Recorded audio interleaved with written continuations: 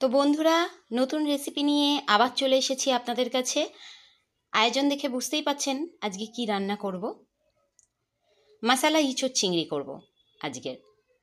দেখুন, আমি আলুটা সিদ্ধ করে নিয়েছি, ইঁচড়টা সিদ্ধ করে নিয়েছি, আদা রসুনের পেস্ট নিয়ে নিয়েছি, জিরে বাটা নিয়ে নিয়েছি, টমেটো নিয়েছি, আর যেটা মেন উপকরণ চিংড়ি মাছ নিয়ে নিয়েছি, পেঁয়াজ কেটে নিয়ে নিয়েছি।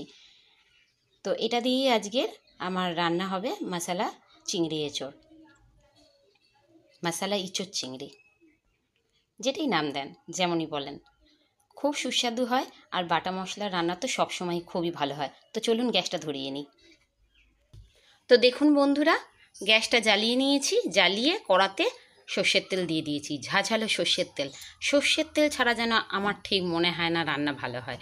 যে রান্নাগুলো রিফাইন তেলে হয় সেটা তার স্বাদের মতো, কিন্তু এই সব রান্নাগুলো যেগুলো একটু সাবেকি রান্নার মধ্যেই পড়ে যায়, এগুলো কিন্তু সর্ষের তেলেই খুব ভালো হয়।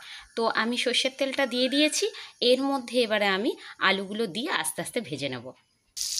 দেখুন, তেলের মধ্যে আমি আলুটা দিয়ে দিয়েছি, দিয়ে একটু হলুদ দিয়েছি, একটু নুন দিয়েছি, যাতে আলুটার মধ্যেও একটু স্বাদ ঢোকে।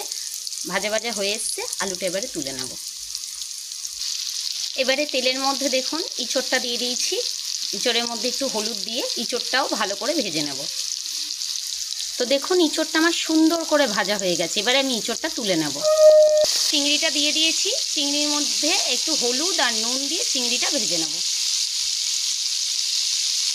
বন্ধুরা দেখুন, চিংড়িটা কিন্তু আমার ভাজা হয়ে গেছে। খুব বেশি আমি চিংড়ি মাছ ভাজবো না, কারণ দেখবেন চিংড়ি মাছ খুব বেশি ভাজলে একটু চিমড়ে চিমড়ে হয়ে যায়। আর সর্ষের তেলের রান্না স্বাদে গন্ধে অনবদ্য হয় পুরো। তো দেখতে থাকুন রান্নাটা পুরো। তো আমার চিংড়ি মাছ ভাজা হয়ে গেছে, আমি তুলে নিয়েছি। এবারে ফোড়ন দেওয়া শুরু করব মশলাটা কষানোর জন্য। তেজপাতা আর গরম মশলা ফোড়নে দিয়ে দিলাম।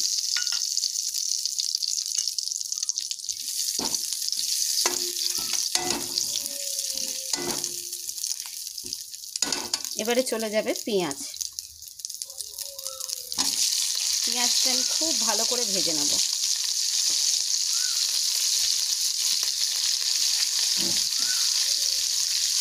সর্ষের তেলের রান্না, বাটা মশলার রান্না একটা আলাদাই স্বাদ হয়। আর আমার জানলার ধারে তো আমার রান্নার আয়োজনটা দেখুন, কোকিল পাখি কিরকম কু কু করে ডাকছে। তো পেঁয়াজটা আমি একদম ভালো করে ভেজে নেব। পেঁয়াজটা আমার ভাজা হয়ে গেছে, আমি এর মধ্যে এবারে টমেটো দিয়ে দেবো।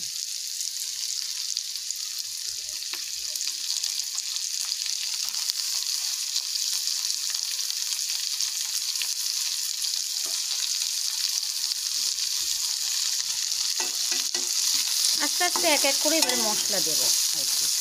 টমেটোটা একটুখানি নুনে যাবে।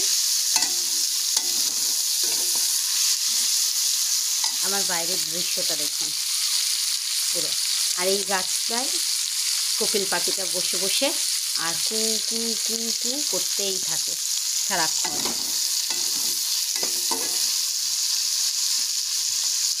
বউ নই তবু বউ কথা কও, বলে কেন পাখি ডাকে। বউ নই তবু বউ কথা কও, বলে কেন পাখি ডাকে। এমন দোষিমে কারো হয় নাকি গো, ঘুমটা পড়ে নাহি থাকে। মনে পড়ে গেল গানটা। কিছুতেই সইব না শাশুড়ির গঞ্জনা, তাই বলি আমি, তাই বলি পাখি তুই জানা জানা জানা, যা যা যা যা বেহায়া পাখি জানা, অন্য কোথা জানা কেউ করেনি মানা, অন্য কোথা জানা। তো প্রথমেই দিয়ে দিচ্ছি, যেটা না দিলে একদম চলবে না, নুন। নুন ছাড়া কোনো কিছুরই কোনো গুণ নেই। নুনটা চলে গেল। আর এবারে দিয়ে দিচ্ছি আদা রসুনের পেস্টটা।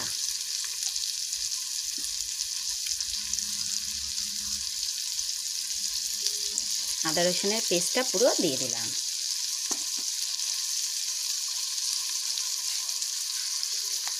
রঙের জন্য চলে গেল হলুদ,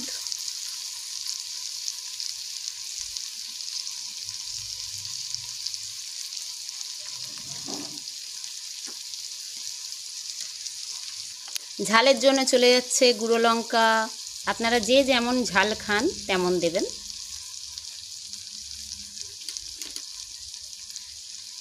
চলে যাচ্ছে জিরে বাটাটা। সব বাটা মশলা রান্না আজকে। চলে যাচ্ছে গরম মশলার গুঁড়ো। এইবারে জল দিয়ে এটাকে বেশ করে একদম কষবো। আমাদের মেয়েদের তো জানেন মশলা দেওয়া জলটা যদি না দিই জমবে না, তো মশলা ধোয়া জলটা আমি দিয়ে দিলাম। এবারে এটাকে ভালো করে কষবো যতক্ষণ না এটা তেল ছেড়ে দিচ্ছে।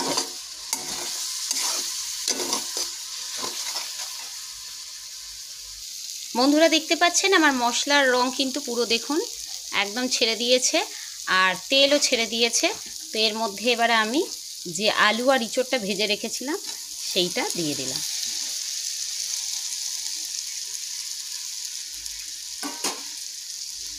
এইবারে আমি এটাকে নাড়ব। হয়ে এসছে রান্না শেষের পথে। এরমভাবে বানিয়ে দেখবেন, মাংস ফেলে খেতে ইচ্ছা করবে।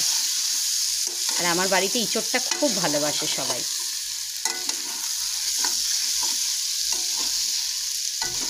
দেখছেন কালার, দেখুন কালার এসে গেছে, দেখুন কেমন রং দেখুন বন্ধুরা। কষা কমপ্লিট একদম।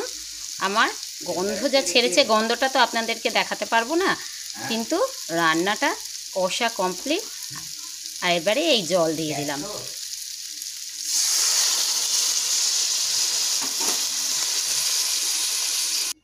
দেখুন আমি ঝোলের মধ্যে চিংড়িটাও দিয়ে দিয়েছি। এবারে হয়ে গেলে আপনাদের সঙ্গে আবার দেখাবো।